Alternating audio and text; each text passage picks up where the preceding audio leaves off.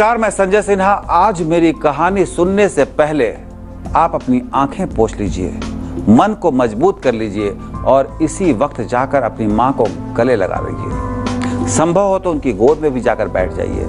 अगर आप ऐसा कर पाएंगे तो यकीन कीजिए आप संसार की सारी मुसीबतों से, हर तरह के भय से इसी पल मुक्त हो जाएंगे।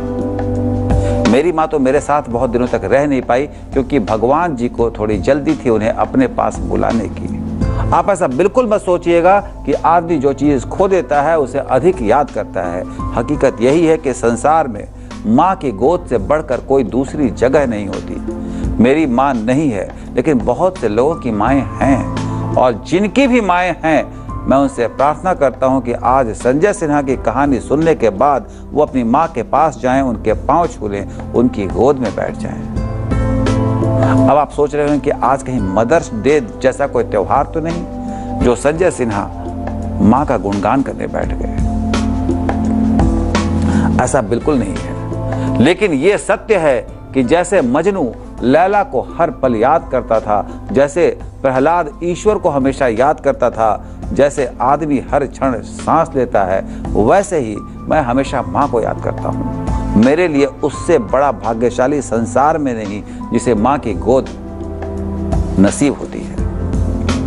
न्यूटन एक बगीचे में सेब के गिरने से जितना हैरान हुआ था, उससे अधिक हैरान मैं कई बार माँ की गोद में बैठकर हुआ हूँ। ये मेरा दुर्भाग्य रहा कि माँ की गोद मुझे 11 साल से अधिक मयस्सर नहीं हुई, पर मैं आज भी उस गोद की खुशबू को महसूस करता हूँ। एक शाम चंदन के साथ क्रिकेट खेलकर जब मैं घर लौट रहा था तो अंधेरा हो गया था। चंदन ने मुझे बताया था कि उस पेड़ की ओर मत देखना, वहाँ भूत रहता है और बच्चों को पकड़ लेता है। मैं डर गया था, भागा भागा घर आया और माँ की गोद में दुबक गया।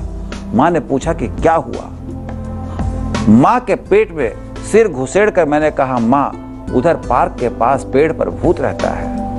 माँ हंसने लगी, कहने लगी, तुम्हें डरने की कोई जरूरत नहीं, मैं हूं ना। अगले दिन उधर से लौटते हुए जब चंदन ने फिर पेड़ की ओर देखने से मना किया तो मैं नहीं डरा। चंदन हैरान था, कहने लगा, क्या तुम भूत से नहीं डरते? मैंने कहा, नहीं डरता। उसने पूछा, क्यों? मैंने कहा, माँ ने कहा है कि मुझे डरने की जरूरत नहीं, तुम भी मत डरो। चलो उस पेड़ के पास चलते हैं, भूत मिलेगा तो बता देगा कि अगर उसने हमें तंग किया तो हम दोनों की माएँ यहाँ आकर उसकी बहुत पिटाई करेंगे। फिर हम दोनों उस पेड़ के पास गए। पेड़ के पास जाकर मैंने कहा कि ऐ भूत, तुम नीचे उतरो, देखो, हमें डराना मत। माँ ने कहा है कि अगर तुम हमें परेशान करोगे तो वो आकर तुम्हारी बहुत पिटाई करेंगी। भूत डर के मारे पेड़ से उतरा ही नहीं। मैंने ऊपर भी देखा था, वो पत्तों के बीच कहीं छुपा बैठा होगा, मुझे दिखा नहीं। मैं घर आया था और माँ की गोद में दुबक कर खूब खुश हुआ था।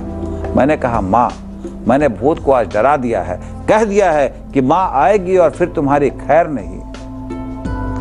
अब भी कोई मुझे डरा नहीं सकता। माँ नहीं है, लेकिन माँ की एक तस्वीर मैंने अपने कमरे में रखी है और कहीं आते जाते मैं उन्हें प्रणाम करके निकलता हूँ। मेरा विश्वास है कि माँ हर पल मेरे साथ होती है। कल जब मैं दफ्तर गया तो मेरे पास एक रिपोर्ट आई थी। मुमकिन है आपने अखबार में खबर पढ़ी भी हो, पर उस खबर ने मेरे यकीन को और पुख्ता कर दिया है कि जिनके साथ माँ होती है उनका संसार में कोई बाल भी बांका नहीं कर सकता। खबर मुंबई से आई थी। मुंबई में संजय गांधी नेशनल पार्क के पास आर्य कॉलोनी में रहने वाली 23 साल की एक महिला जिसका नाम प्रमिला था, शौच के लिए बाहर निकली। उसे नहीं पता था कि उसका 3 साल का बेटा प्रणय भी उसके पीछे पीछे बाहर निकल आया था। वो कुछ दूर ही गई होगी कि अचानक एक बच्चे के चीखने की आवाज आई। उसने देखा कि उसके पीछे एक तेंदुआ उसके बेटे को पकड़े हुए है। लाल आंखें, तलवार से दांत और भाले जैसा पंजा। कोई भी उस तेंदुए को देखता तो थम जाता, कांपने लगता, पर वो एक माँ थी। कोई शेर, कोई बाघ, कोई तेंदुआ, भला एक माँ से शक्तिशाली हो सकता है क्या? माँ ने आओ न देखा ताओ वो तेंदुए पर कूद पड़ी। जैसे ही वो तेंदुए पर कूदी, तेंदुआ डर के मारे कांपता हुआ उसके बेटे को छोड़कर भाग गया। अखबार और टीवी की दुनिया में उसे बहादुर माँ हमने कहा। सबने माँ की बहुत तारीफ की, लेकिन कोई मुझसे पूछता तो मैं बता देता कि संसार में हर माँ इतनी ही बहादुर होती है। माँ बनना ही बहुत बहादुरी का काम होता है। इस संसार में किसी माँ के सामने कोई उसके बच्चे को उठाकर ले जाने की कोशिश करेगा तो माँ उस पर ऐसे ही कूद जाएगी। मैंने शुरू में ही कहा था कि जिनके पास माँ होती है वो संसार में सबसे भाग्यशाली होते हैं। अगर आपको लगता है कि आप बहुत बड़े हो गए हैं और अब माँ की गोद में आप नहीं बैठ सकते तो मेरा यकीन कीजिए, आप चाहे जितने बड़े हो जाएं, माँ की गोद से बड़े नहीं हो सकते। इसलिए मैंने आपसे अनुरोध किया है कि आज संजय सिन्हा की कहानी सुनने के बाद आप माँ के पास जाइए, उनके गले लग जाइए, उनसे कहिए कि माँ मुझे अपनी गोद में कुछ देर बिठा लो। आप बैठकर देखिए, आपके मन से हर दुख और हर भय मिट जाएगा। आज के लिए इतना ही। कल मैं फिर आऊंगा नई कहानी के साथ। तब तक के लिए अपने दोस्त संजय सिन्हा को विदा दें। नमस्कार।